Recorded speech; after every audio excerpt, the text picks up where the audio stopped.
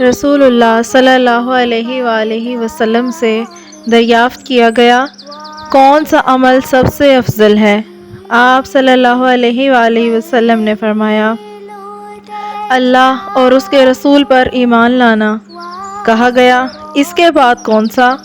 آپ صلی اللہ علیہ وآلہ وسلم نے فرمایا کہ اللہ کی راہ میں جہاد کرنا۔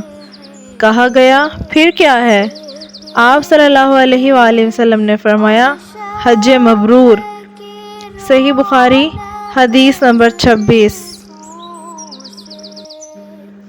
رسول اللہ صلی اللہ علیہ وآلہ وسلم نے لوگوں کو کچھ عطیہ دیا اور سعد رضی اللہ عنہ وہاں موجود تھے۔ وہ کہتے ہیں کہ رسول اللہ صلی اللہ علیہ وآلہ وسلم نے ان میں سے ایک شخص کو کچھ نہ دیا، حالانکہ وہ ان میں مجھے سب سے زیادہ پسند تھا۔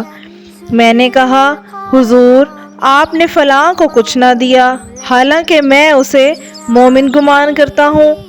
آپ صلی اللہ علیہ وآلہ وسلم نے فرمایا، مومن یا مسلمان؟ میں تھوڑی دیر چپ رہ کر پھر پہلی بات دہرانے لگا۔